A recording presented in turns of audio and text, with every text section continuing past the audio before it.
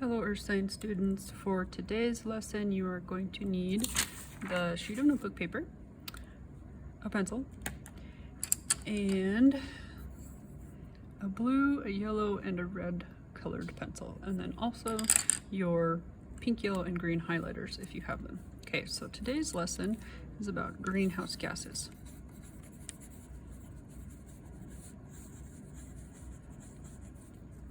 Alright, so greenhouse gases are certain types of gases in the atmosphere that can absorb heat energy and therefore can warm up the atmosphere. The process of this occurring is called the greenhouse effect. So the greenhouse effect is where the atmosphere is heated by the absorption of heat energy by greenhouse gases.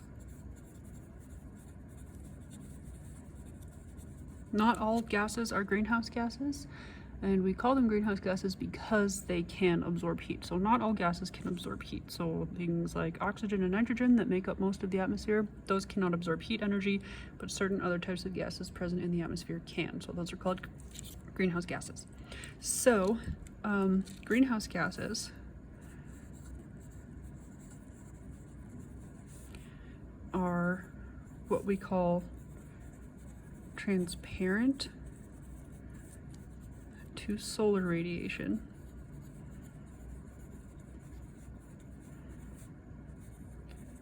but opaque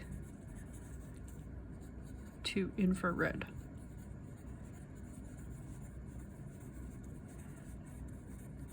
Okay, now let's talk about what these words mean. So if something is transparent, that means that it's like see-through. So like, for example, this little paper clips cup that I have, you can see straight through it. You can read the words through this, so it's transparent. Another example is like the hand sanitizer that I have in this bottle here. You can't see perfectly through it as well, but light can still pass through it, so it's called transparent. So greenhouse gases in our atmosphere are transparent to solar radiation, which means that solar radiation travels right through them. It doesn't get absorbed. Greenhouse gases being opaque to infrared radiation. So infrared radiation is like the heat that you can't see. If you've ever seen like night vision goggles or heat goggles or something where you can see the infrared heat energy radiating off of stuff, that's this type of energy. So opaque means not see-through. So like my coffee cup here is opaque. You can't see through it at all. So when we talk about greenhouse gases being opaque to infrared radiation, that means that the infrared radiation can strike them and it will be absorbed. So solar radiation cannot be absorbed by greenhouse gases, but a type of radiation called infrared radiation can be absorbed by greenhouse gases. And we're going to talk about where that infrared radiation comes from in just a second. It's important to note that the greenhouse effect can be caused naturally. There's lots of different natural processes in the earth that can cause this greenhouse effect, or this word, anthropogenic. So the greenhouse effect can be either natural or anthropogenic. Anthropogenic is a fancy word that just means man-made or human-caused. So if you've ever heard of anthropology, anthropology is like the study of people and what they do. So anthropogenic means man-made. So again, the greenhouse effect can occur naturally, or it can occur because of stuff that humans are doing to cause the atmosphere to heat. Okay, so now we're going to go below and we're going to draw some diagrams. So this diagram is going to take up pretty much the rest of the front of our paper here. So let's draw a nice big circle like this. Here's going to be our Earth. So the circle is representing Earth. Up here, let's draw a circle representing the sun. Of course, that's not to scale. And then let's draw kind of a semicircle around the Earth, and this is going to represent the atmosphere. Okay, so now here's where the colors come into play. I'm going to color in the atmosphere blue just because you think of like the sky is blue, so I thought blue would be a good color for the atmosphere. So we have the atmosphere here. The sun, we always use yellow. Nice happy yellow for the sun, okay? So now let's draw some yellow arrows coming from the sun to the earth. So these yellow arrows are going to be representing solar radiation, okay? So solar radiation, as you can see in this diagram, solar radiation just travels right through the atmosphere and it hits the earth. So let's put a little note about that. Solar radiation passes through the atmosphere and it heats the earth. So this is what we're talking about with this transparent. The greenhouse gases of the atmosphere are transparent to solar radiation. The radiation comes from the sun, it just goes right through the atmosphere, hits the earth, and then it warms up the surface of the earth. Okay? And then once the surface of the earth is warmed up, it will re-radiate some heat energy back up into the atmosphere, and this is that infrared energy that I was talking about right here. So infrared energy that can heat the atmosphere comes from the surface of the earth. So let's come down here and make a little note about that. Infrared radiation from earth heats the greenhouse gases of the atmosphere. Okay, so I'm going to go over this point lightly in yellow, just so that I can remember that the yellow arrows are representing the solar radiation, and then I'm going to go over this point lightly in my red colored pencil so that I can remember that the infrared energy is shown by the red arrows. So again, it's a pretty common misconception. People think that it's directly radiation coming from the sun that heats the atmosphere, but it's not. There's a middle step. So the sun will heat the earth, and then the earth radiates a type of energy that greenhouse gases can absorb back out into the atmosphere. So the atmosphere is actually heated by the earth, okay? So now the greenhouse effect can be considered a good thing, okay? It's really important. In fact, life on Earth depends on the fact that the greenhouse effect occurs. So it can be a good thing because it makes Earth warm enough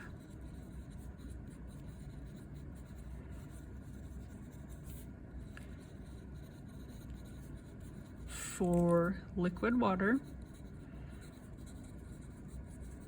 Liquid water couldn't exist on the surface of the earth if we didn't have the greenhouse effect occurring in our atmosphere. So it makes Earth warm enough for liquid water and therefore human life, because human life depends on liquid water existing on the surface of the earth. So the greenhouse effect can be considered a good thing because, again, if it didn't happen, we wouldn't be able to exist here on the surface of the earth. But it can also be considered a bad thing if it gets out of control.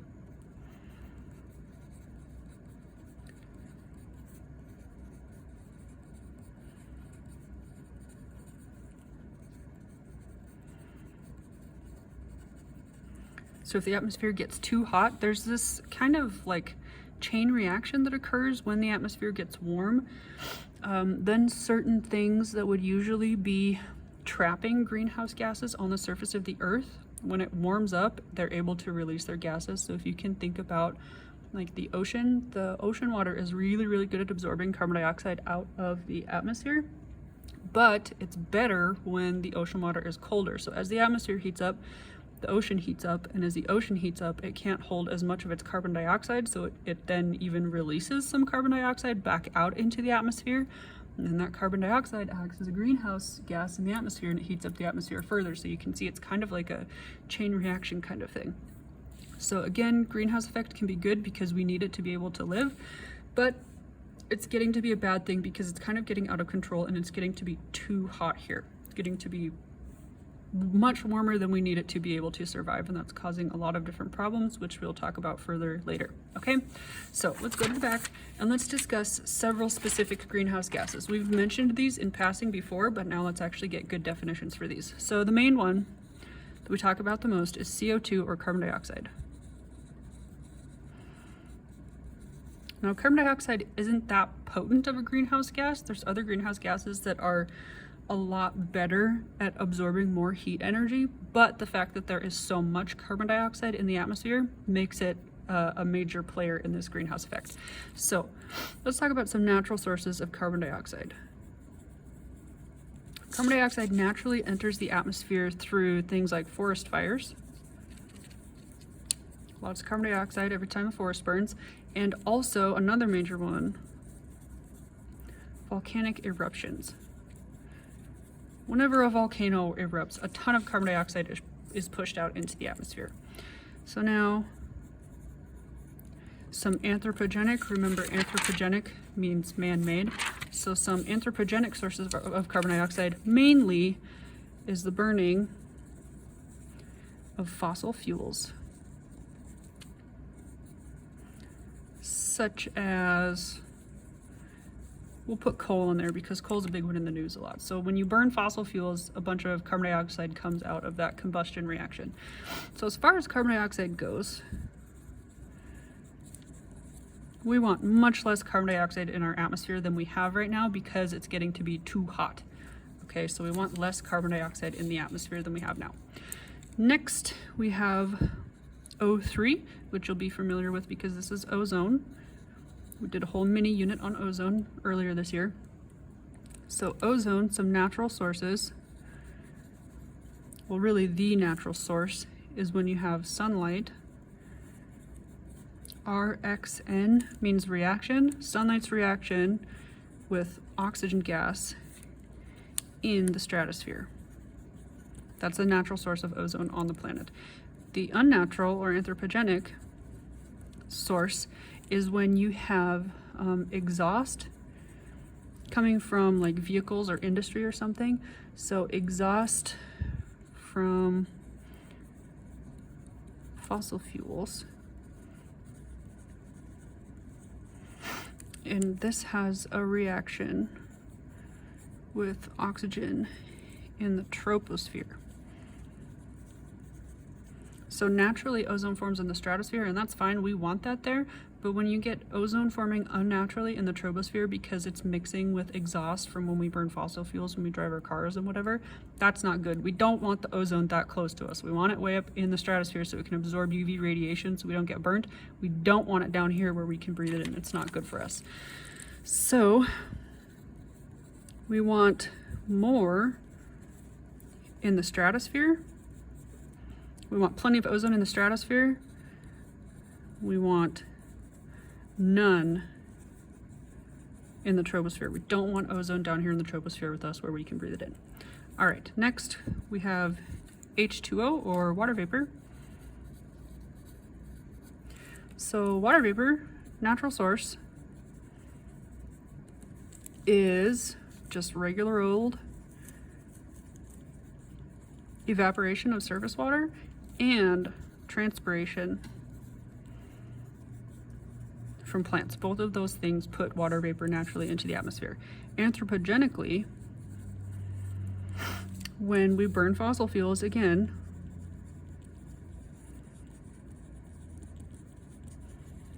water is a byproduct of that combustion reaction, and so water vapor is added to the atmosphere when fossil fuels are burnt.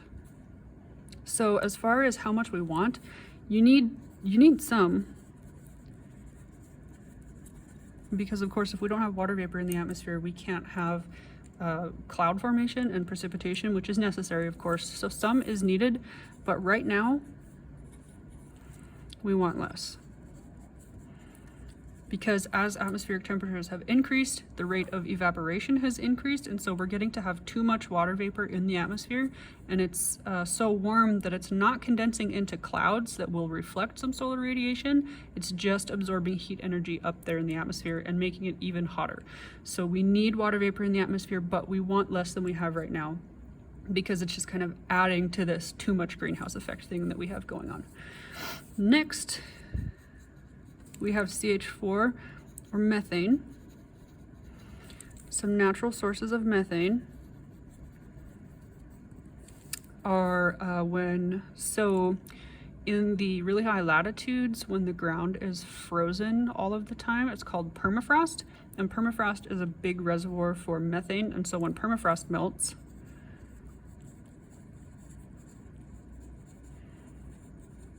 it releases methane out into the atmosphere. So now this one's tricky because permafrost can melt naturally when it warms up, like from natural greenhouse effect, but the way that the permafrost is melting right now, it's melting because the atmosphere is unnaturally heated beyond the point where it should be. So it's permafrost, it should be frozen permanently, but because the atmosphere is being heated up too much, it has started melting. So melting permafrost is kind of like in between being natural and anthropogenic. So then anthropogenic sources of methane are natural gas. So the natural gas is mostly methane. And then, so the natural gas that comes out, I guess we should say, specifically when natural gas is mined, when it's extracted from the earth by humans, that can release methane into the atmosphere. And then also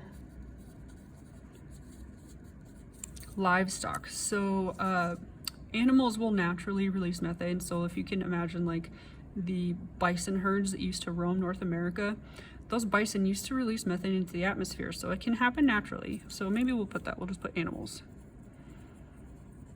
Animals will naturally release methane into the atmosphere, but the amount of livestock that we have, especially cattle on Earth, is so far beyond the natural herds that used to exist that the amount of methane that's being put into the atmosphere by our livestock is enough to influence this greenhouse effect. So an important thing that I want to note about livestock is that livestock that are raised, I guess, conventionally, so if you can imagine like the nasty feedlots and stuff where the cows are all crammed together, those cows that are fed corn and soy and stuff like that, they fart a lot more than cows that are, like in Montana, we have cows that are happily roaming around out in the rangeland. Cows that eat grass don't fart nearly as much as cows that eat corn and soy. So we're doing it right in Montana. All of our cows that are just out walking around in the grass, doing what they would normally do in nature, those cows aren't adding to the problem the way that conventionally raised livestock is. So we need to back off of using the conventional livestock and grow more cattle on Earth the way that we do here in Montana, letting them exist naturally and eat grass, because grass is also a really good way of pulling carbon dioxide out of the atmosphere. If you raise your cattle right, you can actually have a net carbon decrease from your cattle herd, because if they eat enough grass, then the grass, when it grows, it absorbs a lot of carbon dioxide when it's doing its photosynthesis. So livestock is a major way that we can influence the anthropogenic greenhouse effect, is if we raise our livestock correctly, like us Montanans do, then we can have an influence on the amount of methane in the atmosphere. So as far as how much methane is in the atmosphere, we want less. We don't really want very much methane in the atmosphere. The stuff that gets there naturally by whatever natural occurrence is fine, but we definitely don't want to be putting more in the atmosphere that doesn't need to be there, because again, it's just causing that excess heating. Last, we'll talk about CFCs. So remember, CFCs, chlorofluorocarbons, were what we talked about. They can react with ozone in the stratosphere and destroy it, but they're also very, very, very potent greenhouse gases. So naturally, there is no natural CFC in the atmosphere. So if we find CFC in the atmosphere, it is man-made. We know that somebody put it there. Anthropogenically, CFCs come from refrigerants,